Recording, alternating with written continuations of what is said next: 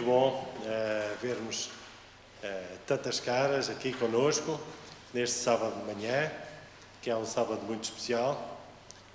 Alguém sabe qual é um dos motivos porque este é um sábado especial?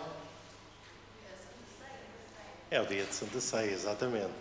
Já estamos ali com a mesa preparada. Ontem já tivemos uma reunião muito interessante, aqueles que puderam vir, obviamente. Tivemos uma reunião de oração, de reavivamento. Foi desde as 8h30 da noite às 10h30 da noite, ali mesmo ao relógio certinho. Correu muito bem, com 3 testemunhos, com hinos. Foram momentos muito bem passados aqui entre nós. Todos aqueles que puderam vir, creio eu que tivemos aqui momentos de comunhão com Deus muitíssimo bons. E o desafio fica feito para a Igreja, para podermos repetir estes momentos, porque são momentos espirituais muitíssimo bons. Obviamente que nós queremos desejar as boas-vindas a todos aqueles que estão aqui conosco. Temos aqui algumas visitas. Poderíamos ver, por favor, as mãos daqueles que não são muito habituais aqui conosco. Mãos no ar. Temos aqui conosco da União e também da Igreja de Espinho, Daniel Simões, muito bem-vindo. Também temos aqui mais pessoas que à partida escreveram o nome no livro das visitas, também bem-vinda, também aqui conosco, e que se possam sentir todos muito bem nesta que é a casa de Deus e que também que se sintam na vossa casa. E também um grande abraço para todos aqueles que nos estão a ver através da internet. Aqueles que estão a ver através da internet, como não podem interagir de uma maneira mais rápida connosco, quem quiser possa escrever aí embaixo no chat alguma questão, algum pedido de oração, o que quiserem, escrevam que depois nós aqui ao vivo conseguimos ir respondendo, conseguimos ir interagindo. Mas para que esta lição possa ser a recapitulação, temos que fazer algo que é fundamental, que é uma oração inicial. Manuel. Vamos orar? Querido e amado Pai que nos altos céus habitas, graças e louvores nós te damos hoje por inúmeras razões. Em primeiro lugar, porque nos concedeste ter mais um sábado na tua santa e divina companhia, porque colocaste no nosso coração vir à tua santa casa de oração e porque hoje todos os simbolismos que aqui estão representados apontam para o teu sacrifício em nosso favor e a tua disponibilidade em nos receber, tão só nos queiramos arrepender e nos mantermos firmes, como a lição aponta.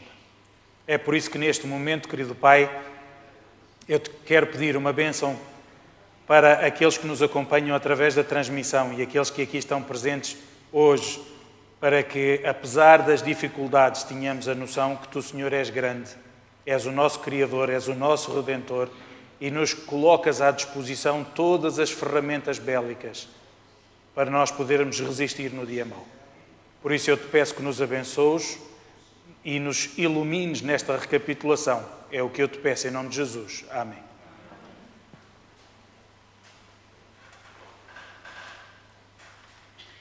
Então, a lição, estamos quase a acabar mais um trimestre, fala-nos do chamado a ficar firme. E há uma imagem fantástica, ou algumas imagens fantásticas, que a lição nos vai apresentando do que é isso de ficar firme. Mas começamos com esta pequena apresentação, ao preâmbulo, do empregado ou mordomo de Eliseu, que um dia, após ir à janela, fica extremamente preocupado, fica com os olhos cheios de lágrimas, porque se vê cercado de um grande exército, com grande capacidade bélica, e vem dar a notícia a Eliseu. Espantosamente, Eliseu não fica assustado, simplesmente ora, pedindo a Deus que abra os olhos ao seu auxiliador. Antes ele diz, são mais aqueles que estão connosco, mas aquele jovem não percebe esta mensagem. É algo confuso. Mas então, depois da oração de intercessão de Eliseu pelo seu mordomo, pelo seu empregado, então os seus olhos foram abertos e aquela cortina do invisível, diz, a pena inspirada foi retirada e ele pode ver que por trás daquela roda de exército existia um exército muito maior em número e em capacidade bélica. E este é o preâmbulo para nós compreendermos não só aquilo que já estudámos nas outras 11 lições deste trimestre, mas em particular a lição deste sábado, ou que concluímos este sábado, e um pouquinho também as 2 lições que ainda faltam neste trimestre para a frente. E é, não temas, porque são mais os que estão connosco do que os que estão com eles. E este é um aspecto fantástico. Nós podemos não ver, nós podemos não perceber, mas aqueles que estão connosco são incontáveis. Quase como a promessa que Deus fez a Abraão, que se olhasse para o céu ou para a areia do mar, assim seria a sua descendência. Não é a nossa descendência, é a criação angélica que o Senhor já colocou e dispõe em nosso favor, tão só nós estejamos disponíveis para cumprir alguns requisitos que voltamos a abordar nesta lição. Obviamente nós não iremos estudar a lição, porque isso cada um de nós fez durante a semana, mas a lição aborda aqui alguns temas que, quando nós estamos debaixo de uma dificuldade, temos mais seres contra nós ou a nosso favor. Escusa-me de olhar para a lição, que isso não está lá. Está, é de outra forma. Quando nós estamos debaixo de uma dificuldade, temos mais seres a nosso favor ou contra nós. A favor. Tem ali um microfone, está ali um pescador com microfone. A favor ou contra? A favor? Quem vota a favor? Quem se abstém? Quem vota contra? Temos mais seres a favor? Nós? E então porquê é que sofremos?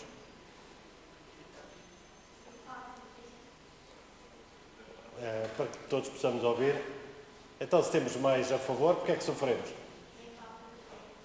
O microfone cá abaixo, por favor. Falta de fé. Mais alguém tem alguma opinião? Nós ontem à noite dos testemunhos, ouvimos alguns testemunhos sobre como é que nós podemos reagir e como é que a nossa atitude perante os problemas. E então, é só a nossa falta de fé que nos leva a podermos duvidar. Vamos aplicar isto no caso prático. Temos as lições, isto é tudo muito, muito bonito, espetacular. Vimos o que é que lá os nossos irmãos há uns milhares de anos passaram, mas na realidade interessa-me. Há uma questão simples e uma imagem que nós podemos ter na nossa cabeça, que é, se nós à noite no nosso carro tivermos um furo ou uma avaria e não formos capazes de solucionar, em quem confiaremos? Num carro que pare com um desconhecido que nós nunca vimos? Ou se parar alguém com uma cara conhecida? Em quem será mais fácil confiar? Ok? E agora a questão é esta. Quando nós temos uma dificuldade e o Senhor coloca os seus anjos ao pé de nós, eles são para nós conhecidos ou desconhecidos? Temos um contacto com Deus que nos permita considerar este auxílio de alguém que nos é próximo ou de alguém que nós ainda não temos contacto e não sabemos se é ou não é confiável?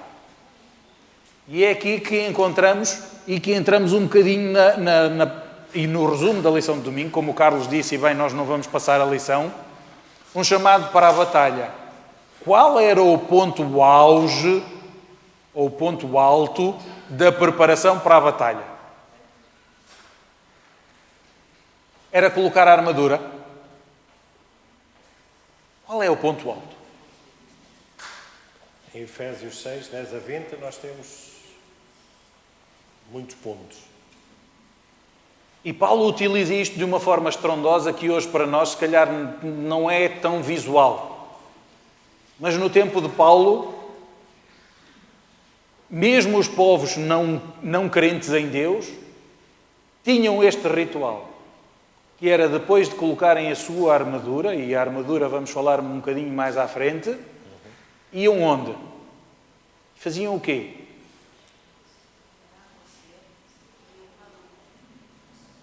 Ih, que isto deve ser da chuva, está tudo fraquinho. Faziam o quê? O povo de Deus. Eu não sei se aconteceu, mas eu às vezes costumo colocar aqui ao lado na minha lição quantas vezes há uma indicação. E nesta há pelo menos 3. Orar. Esta lição de domingo nós poderíamos colocar sobre o orar, sobre o preparar. Da mesma forma que era feito o desafio, e se nós nos estávamos a preparar para colocar em consonância com Deus, lembrem-se aqueles que se lembram das festividades do antigo Israel, a preparação para a Páscoa, que na semana anterior era feito aquilo que ainda hoje em dia, em grande parte das pessoas, é tida como as limpezas da Páscoa. Tirar todos os bolores, tirar todas as coisas que não são boas. E isto no nosso coração é precisamente, nós teríamos que tirar do nosso coração todas as coisas que não estão bem e apresentar-nos perante Deus em condições de Ele nos aceitar, nos arrependermos, confessar os nossos pecados e assim estarmos prontos para ser abençoados para a batalha. Orar, orar, orar. É o resumo desta lição. E tem cá em baixo os 4 pontos que diz ativos na realização da missão da Igreja. Depois de orarmos e de estarmos prontos, é a altura de levantar os joelhos, arregaçar as mangas e participar no trabalho em conjunto. Atentos às dimensões invisíveis que afetam a sua vida e o seu testemunho. Conscientes da posição divina para o seu sucesso, mas sempre alerta para a importância da unidade e da colaboração entre os crentes. E aqui, se nós pegarmos eu gosto muito daquele exemplo da formação em tartaruga que os romanos utilizavam. Os escudos eram colocados à volta e por cima daquela formação. Às vezes não estava eu coberto pelo meu próprio escudo, mas tinha que confiar que o elemento que estava atrás ou à minha frente, o seu escudo dava cobertura para ele e para mim, para que o meu escudo ocupasse uma posição lateral ou frontal. Este é o trabalho, esta é a estratégia, este é o chamado. São todas estas imagens que Paulo está a utilizar para que nós estejamos prontos, como equipa, quando entrássemos na batalha. Aquele que ficasse isolado no campo de batalha nunca teria as suas costas protegidas. Aquele que evoluísse como um grupo teria a possibilidade de vigiar não só as costas de outro, mas que as suas costas estivessem sob vigia também. Este é o chamado. Este é um dos desafios.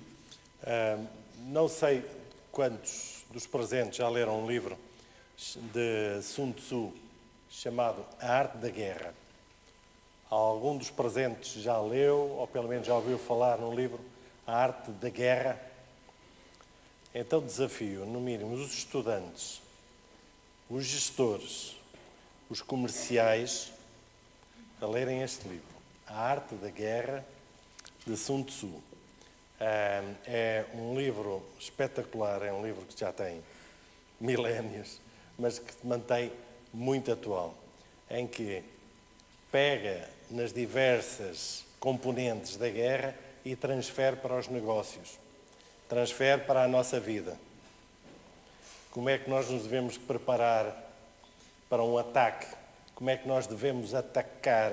Como é que nós devemos parecer que estamos a defender, mas estamos a atacar? Para quem esteja na área dos negócios, como comercial, independentemente do que seja, percam ou invistam uns minutos a ler este livro, porque senão também em Provérbios e Salmos também tem muito para ler e tem muita matéria muitíssimo boa para ler sobre negócios. Mas isto para dizer o quê? Na arte da guerra, como Paulo também utiliza toda esta semelhança da guerra e a nossa vida espiritual, em que quem vai para uma batalha tem que estar preparado, sim ou não? Tem que estar preparado. Quantos dos presentes foram chamados, acho que aqui não haverá grandes voluntários, não é? Foram chamados para estar num exército ou numa força aérea? Qual dos presentes? Estava a pensar que estava sozinho. Bem-vindo. Algo que nos é ensinado, muito, muito base, é que no campo de batalha, o que é que nós temos que fazer? O que é que nós iríamos fazer ao ouvir o primeiro tiro? Costuma-se dizer que ou mato ou morro, não é? Ou escondo-me no meio do mato ou vou para o outro lado do morro, que é o que geralmente a maior parte das pessoas fazem, ou seja, fogem. Aqui não. Nós temos claras indicações como nós nos devemos preparar. E aqui em Efésios 6, 10 a 20, nós temos claras indicações como nós nos devemos preparar para uma batalha. Nós acreditamos que isto é uma batalha, sim ou não? Sim. É uma batalha que nós estamos a enfrentar, que é chamada o grande conflito. Nós estamos no meio de uma batalha, que é o grande conflito. Se nós não nos prepararmos de uma maneira diária, o que é que vai acontecer? O que é que acontece se nós nos prepararmos de uma maneira diária?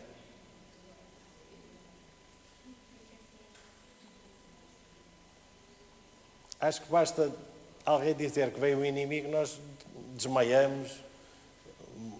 Sei lá, a maior parte das vezes o que acontece é os combatentes fogem, desmaiam, mudam de trincheira, dão tiros neles próprios. Eu, quando estive em exercícios militares, como fui obrigado a ir para a tropa, não é? Com exercícios militares, durante uma das noites, em Espinho, nós tivemos que sair para o campo, passámos a noite toda fora, debaixo de tiroteio, de granadas, passar por baixo de caminhões, para nós nos irmos habituando ao que é um ambiente minimamente de guerra. E depois, à meia da noite, tivemos que ir para umas trincheiras. E nós fomos todos para uma trincheira, cada um com a sua arma. Quando passa o comandante a fazer a revista por nós, o meu colega, neste caso, o meu camarada, estava tão distraído que ele tinha a arma apontada para ele próprio. Ou seja, ele estava com a coronha para fora e o cano virado para ele. Ele estava preparado para a guerra. Mas ele estava connosco. Mas o que é que ele tinha a arma? Ele estava com a arma exatamente ao contrário, com o cano apontado para o peito dele, para fora. E com a arma apontada para o cano. Nós na igreja podemos estar desta forma? Podemos. Será que nós podemos estar na igreja desta forma? Manuel. O manejo, a utilização, e nós temos o exemplo na Bíblia, que Davi, quando vai enfrentar o gigante, como é que era? O Golias, boa. Quando vai enfrentar Golias, ele sentiu-se confortável numa armadura que não era a sua. O que é que hoje, por exemplo, é aconselhado, se nós tivermos um evento que para nós é importante, o que é importante não fazer nesse dia?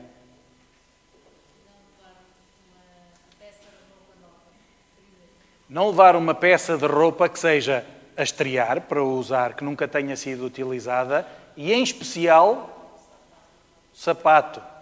Um sapato que não esteja bem adaptado ao pé, porque senão vai ser um sofrimento.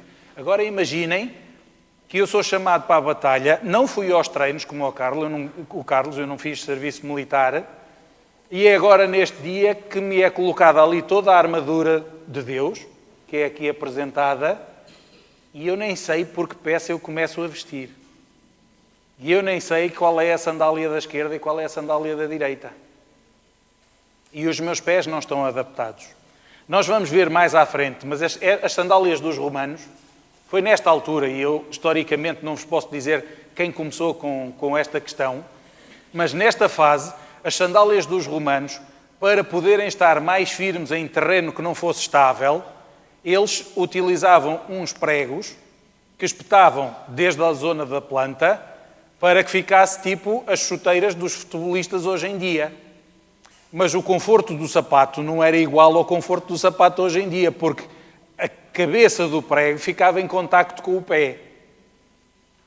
E se o chão fosse bastante inclinado ou se eles tivessem que fazer bastante força, deslizando o prego e o pé sobre as cabeças dos pregos, fazia ferida.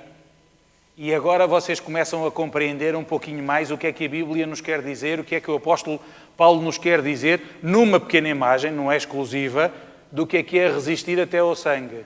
É que quando nós tivéssemos que firmar bem o pé e as partes metálicas da nossa sandália se começassem a cravar na planta do pé e começassem a fazer ferida, a magoar, mas nós tínhamos que manter a frente de batalha e a continuar a fazer força corpo a corpo para que o nosso oponente não ganhasse terreno, esta é uma das primeiras imagens, só uma, do que é resistir até ao sangue. É claro que no meio da batalha nós podemos levar também um murro, a lâmina pode passar e fazer um corte aqui ou ali, desde que não atinja estruturas nobres, porque as armaduras eram para proteger essa parte. Mas agora eu queria contextualizar numa outra vertente, que é espetacular, que é só Jesus que se importa com o meu sucesso em campo de batalha? Vocês todos concordaram com o título da lição de segunda-feira? Segunda-feira. É exclusivamente Cristo e o Pai e o Espírito Santo no céu são passivos quanto ao nosso envolvimento em campo de batalha?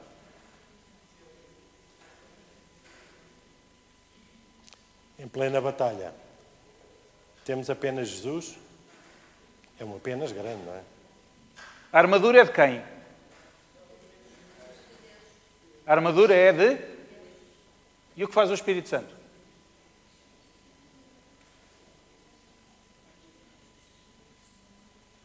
É isso tudo que o Espírito Santo faz por vocês?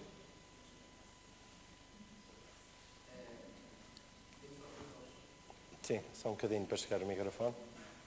Obrigado. Claro, se a gente fosse agora aqui separar a unidade, né? Você ter esses coerentes, vai uma separação entre eles. É interessante que você perguntou, e a lição às vezes não aborda tudo isso, né? Mas o Espírito Santo, né, na palavra grega, né, na palavra do Santo, alguém que dá a entender que ele existe em nosso favor. É alguém que está, por exemplo, você vai ver, ele pergunta assim dele. O Espírito Santo, ele é mediador? Não. Ele não é mediador. Cristo é o mediador. Porque o que é mediador? No grego, mentices. Alguém que se coloca em para separadas. Quem é para separar? Deus e o homem. Mas por que ele não é mediador, ele é intercessor? Porque você ora a ele e ele vem em seu favor. Então, nessa questão, Deus tem a armadura. Cristo, né, é o momento de ordem. O Espírito Santo é aquele que nos dá força.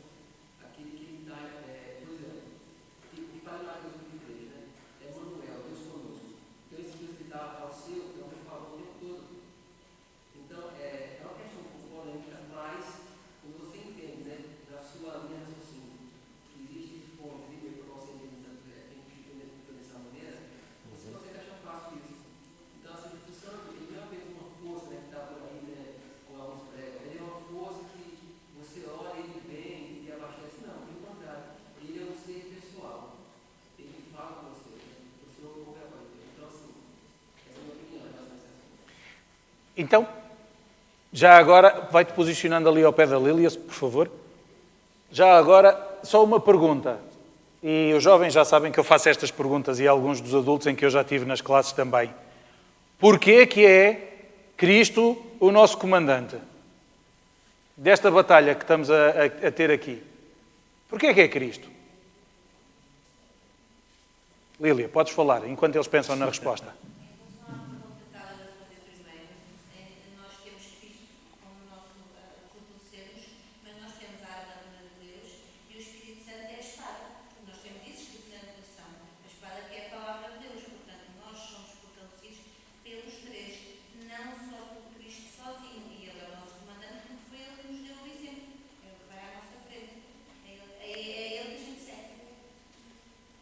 É Jesus que conhece o terreno. É Jesus que, como nós, em tudo foi provado, mas sem pecado. Os comandantes, e perdoem-me o exemplo, que é sempre um exemplo doloroso para quem teve que abandonar o seu país, mas os comandantes que foram escolhidos para a invasão da Ucrânia eram pessoas que conheciam o território, não foram enviados para lá comandantes que nunca lá tinham ido. Ok? Jesus é o nosso comandante porque Ele conhece o terreno. Ele conhece as dificuldades. Ele conhece os desafios do dia-a-dia. E então Ele é o único que nos pode servir não só de modelo, porque Ele passou, mas nos servir de garantia, porque Ele sabe que quando nos enviar a algum sítio, ainda que difícil for, Ele sabe e diz-nos qual é a estratégia que nós temos para superar aquele obstáculo que vai estar à nossa frente. E essa é uma estratégia única e exclusiva desta batalha. É que o Senhor Jesus sabe perfeitamente, como a sua palma da mão, o terreno em que nós estamos a batalhar. A lição de terça fala-nos num grande conflito. A nossa batalha é contra aquela pessoa que nós gostamos menos? A nossa batalha contra o nosso irmão? A nossa batalha é contra quem? Contra Satanás. Só Satanás ou Satanás e quantos é que Satanás arrastou? Exatamente. Por isso, nós estamos numa batalha cósmica, uma batalha difícil, que por nós próprios nós temos hipótese de a vencer.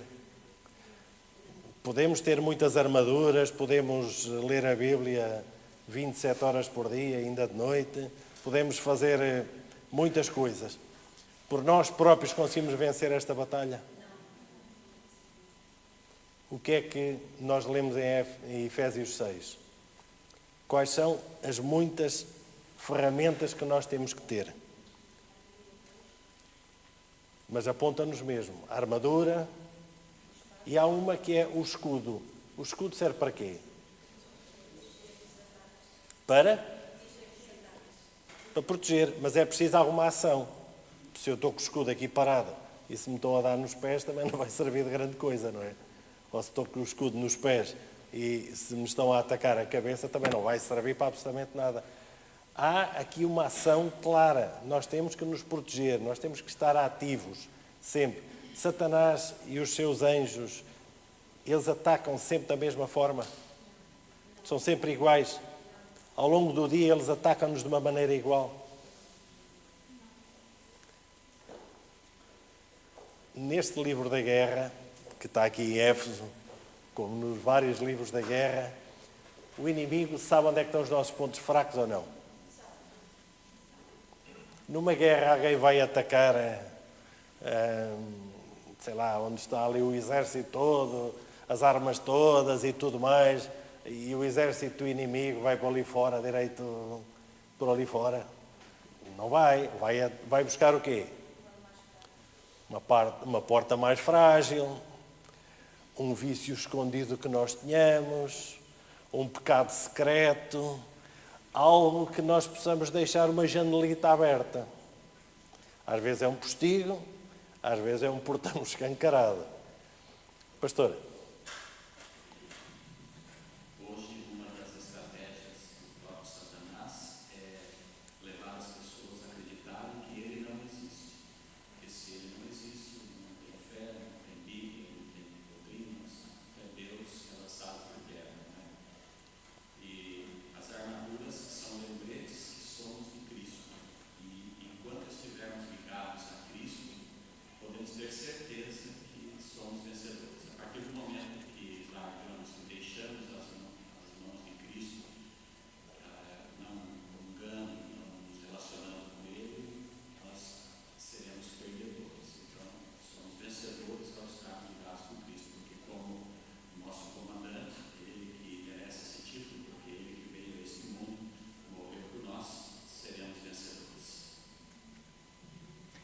Todos nós conhecemos a história, duas histórias até na Bíblia, em que os exércitos inimigos do povo de Deus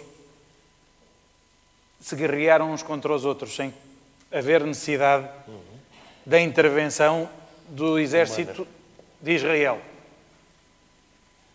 A armadura significa, porque a armadura não é minha, é de fora, tinha um feitio e cores próprias, que significa identidade. Identidade como grupo. E isso era tão importante como a reverência aos deuses que cada povo servia naquele tempo. Era a identidade. Naquele grupo, todos tinham que estar virados para o mesmo Deus. Agora, a pergunta que eu vos coloco, de acordo com 2 de Coríntios 10, 3 a 6, qual é a nossa maior fraqueza em campo de batalha? Qual é a minha maior fraqueza? A malta que hoje nos visita de espinho deve estar a pensar, bem, este indivíduo só faz perguntas que ninguém sabe o que é que ele está a pensar na cabeça. Mas é normal, porque nós às vezes quando estamos com os nossos colegas de trabalho, quando estamos a trabalhar com jovens ou com adolescentes, são este género de perguntas que eles nos fazem.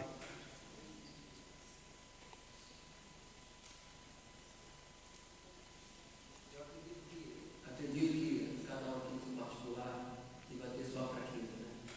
Talvez umas mais que outras. A senhora White ela fala para trás. Não, mas eu quero no geral. Uma palavra só. Uma só. O título aqui terça-feira é um título interessante. Grande conflito.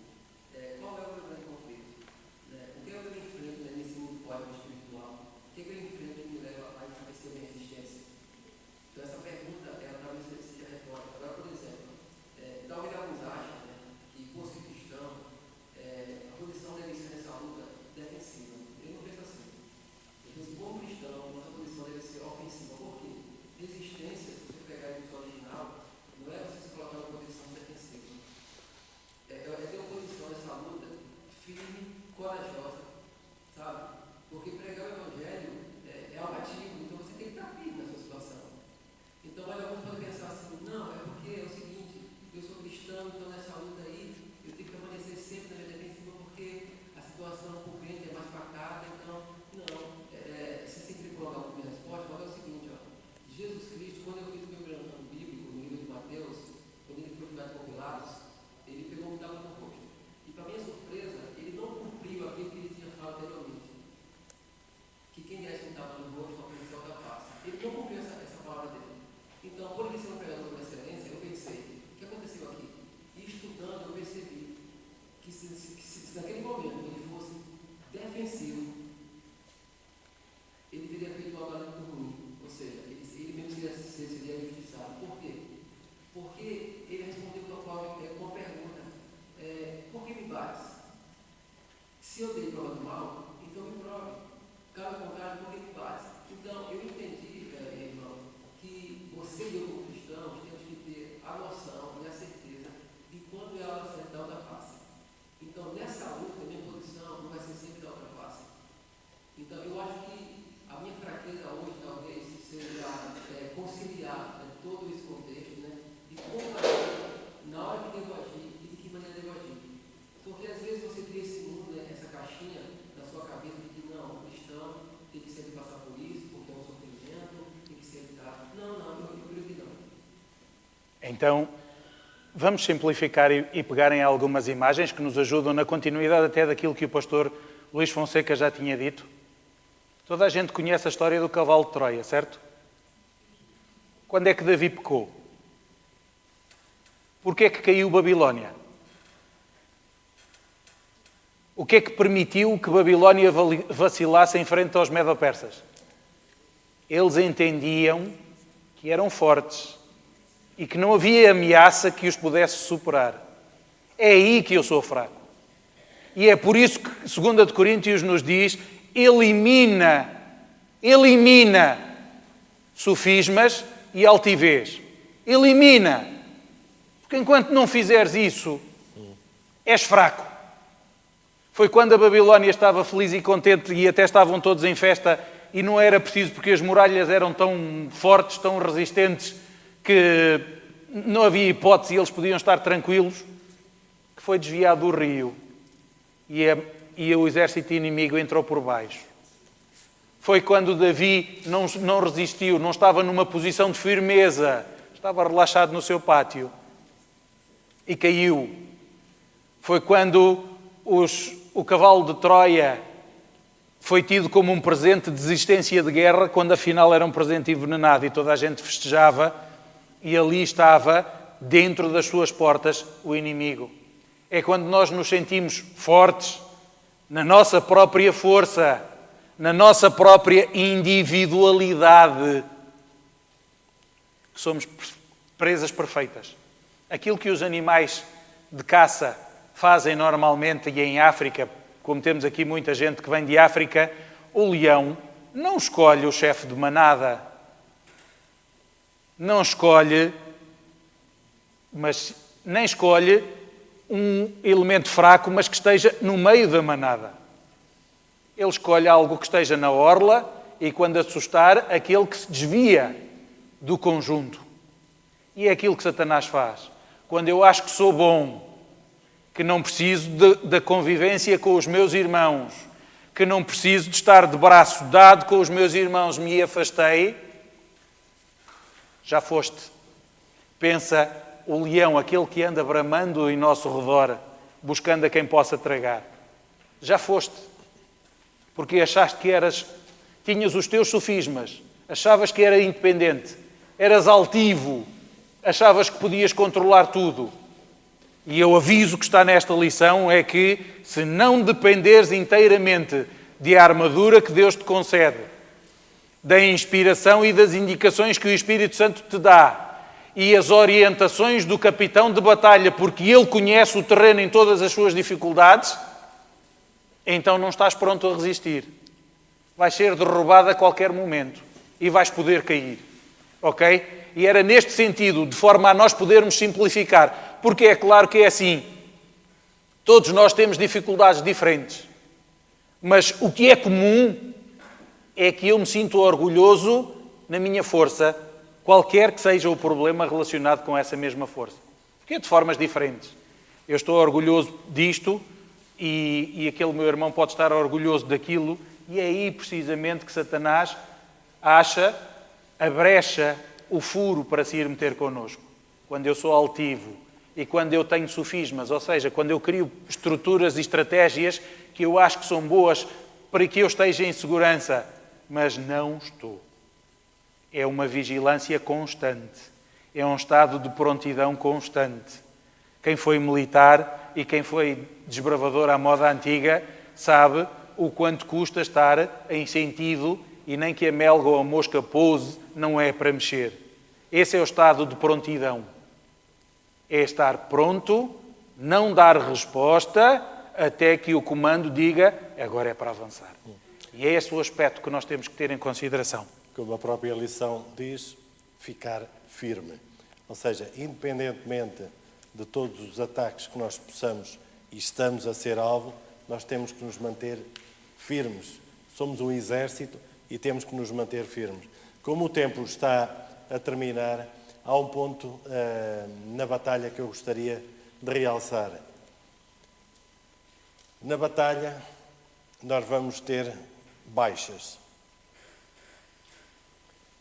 Se um dos meus irmãos for ferido, eu vou deixá-lo ficar num campo de batalha? Eu vou avisar o inimigo, olha, está aqui um. Aviso o inimigo a dizer, olha, está aqui um. Aviso o inimigo quais são os pontos fracos da minha companhia. Como é que nós, como igreja, nos preparamos para esta batalha? Vamos buscar um soldado ferido? Como nós temos aquele filme de um soldado adventista na Segunda Guerra Mundial, Soldado Ryan, creio eu. Sim. em que ele salvou, foi buscar no meio mesmo do dia D, não, foi no Japão, em que ele foi buscar imensos colegas que estavam feridos, com estilhaço, etc. Ele, arriscou muito a própria vida a ir buscar os companheiros de batalha. Nós fazemos exatamente o mesmo? Vamos buscar aqueles que estão feridos? Vamos buscar aqueles que nos faltam aqui? Quantos é que nos faltam aqui? Estamos a ir buscá-los no campo de batalha? Ou ficamos satisfeitos porque o inimigo já tirou em mais um? Olha, aquele já apanhou um tiro. É para nós refletirmos, não há aqui respostas, não há ataques, não há absolutamente nada. Para nós refletirmos, num campo de batalha há baixas, nós temos de estar preparados para isso. Nós próprios vamos apanhar e estamos a apanhar, mas nós temos que nos manter firmes, dar a mão àqueles que são atingidos. Dar a mão àqueles que são atingidos. E a lição de sexta-feira conclui com uma imagem que nós podemos visualizar que é fantástica. Nós temos que levar a bandeira ainda que ensanguentada. Quando é que a batalha termina? Quando a bandeira não estiver levantada.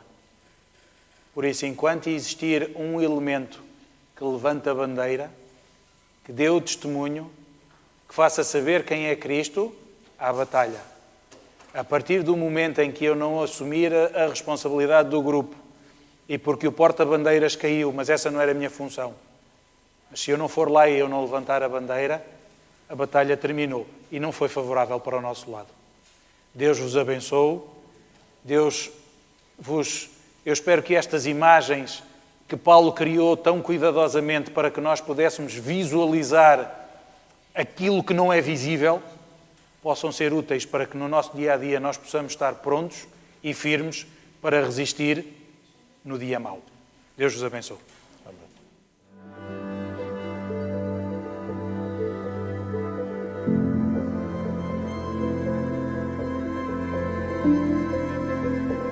Amém.